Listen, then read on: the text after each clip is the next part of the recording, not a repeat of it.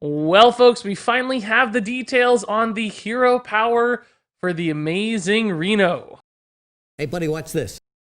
which means I can actually review this card in full. Now, I still don't have the artwork or the name for the hero power, but this was confirmed on Reddit by a Blizzard developer to be the effect for the hero power, and that is that it's a passive hero power, and it reads at the start of your turn, cast a random spell.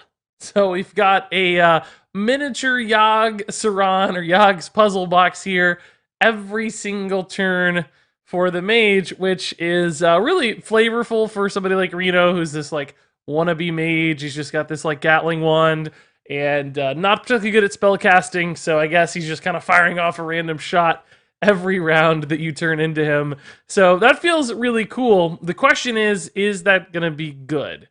Well, maybe. We've seen obviously Yogg-Saron, an incredibly powerful card in the past, like had to be nerfed in a way because it was so powerful and really reshaped how we saw and played Hearthstone for a while. Yogg's Puzzle Box is also a playable card, so we know that these random mage effects that go off do have some value. The question is one at a time enough, or is it the fact that a wide variety are happening simultaneously that makes it worth it? In other words, do you need 10 to make sure something good is going to happen? Because the more you have, the more likely you are to draw cards or clear the board often, because you're going to find some kind of AoE spell eventually. And that adds to the consistency in a way. Whereas if you're just getting one spell at a time, I think you're a little bit more susceptible to variance and randomness in a weird way. Even though there's fewer events happening, there are less like totality of outcomes likely. You're probably going to hit some AoE. You're probably going to hit some damage or some kind of secret if you're playing Yogg's Puzzle Box. Those things you can start to rely on at least a little bit, so it gives you some control in a way. You're kind of hitting some inevitability in those outcomes. That's never going to be the case when you're only casting one spell. It might be a board clear. It might be a pyroblast to your own face. It could occasionally be a secret. And I mean, if you look at spells, there are a lot that are just like universally good. They do something for you. They target friendly minions. They draw you cards.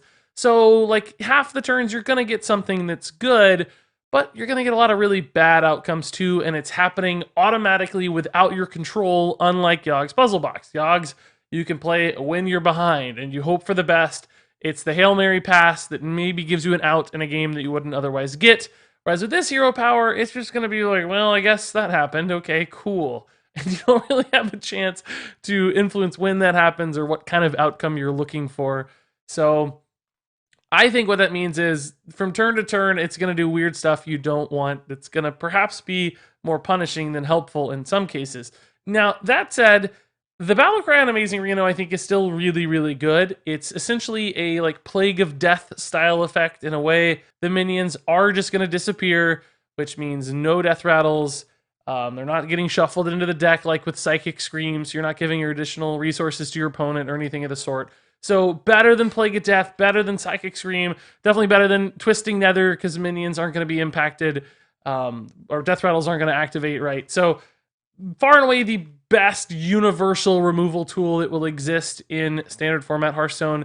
Speaking of which, by the way, a lot of people still confused. These cards are going to be in real Hearthstone. These aren't just like adventure exclusive cards. You collect them in the adventure and you play them in real Hearthstone, just for clarity. So this will be the best universal removal card in Hearthstone, better than every other one in some way or another. No res pool, no shuffling, no death rattles. And it's at 10 mana, but Plague of Death gets played at 9. It makes sense. So a control deck that's playing slow, a Highlander-style mage, for instance, could probably utilize this quite successfully. So really strong battle cry in a way. You're like safe to use it whenever. Passive hero power here is cheap. Obviously, it's free, but it's really risky. And I don't know if that's going to outweigh the value in the battle cry here. So I'm left a little bit up in the air. I think there are some decks that could tank bad results from the hero power and just play for that free upside, kind of the high tempo plays. Occasionally it's going to hit like really good positive spells and you're really excited, right? Forest Aid, oh cool, great, I get a full board for free. That's amazing. Power of Creation, I get 2 6-drops, right? That's really cool. And we can assume based on the wording here that these are all random spells, not just mage spells, by the way. Usually that would say mage spells. So there shouldn't be any restrictions on this one. And it does fit the fantasy of things like Yogg's Puzzle Box, which Reno opened. So all in all, I think it's a fine hero card. It's not one of those hero powers that we see that gives you this like repeatable, long-term, consistent output that a lot of powerful hero cards in the past have done, or even like Galakrond's now, right? Like it's 3 damage every turn for Warrior. It's always 2/1/1 imps, right? Those sorts of things, you know what you're getting, and they're often giving you quite a bit. This one's so inconsistent that I don't think it offers that kind of high power level. This does not read 5-star card to me, but it does read maybe playable 3-star card more than a meme, I think. Definitely going to be a fun meme card too, but I don't think it's restricted to only that status. I think the palette right here is good enough, and certain kinds of decks can tolerate this hero power. So what that means to me is solid card, just not an amazing one. The Amazing Reno is a 3-star card. And yeah, that wraps it up. We only got one card this time around. Sorry for the short video. I mean, obviously, I wanted to get this out as soon as I could to talk about the hero power now that we know it.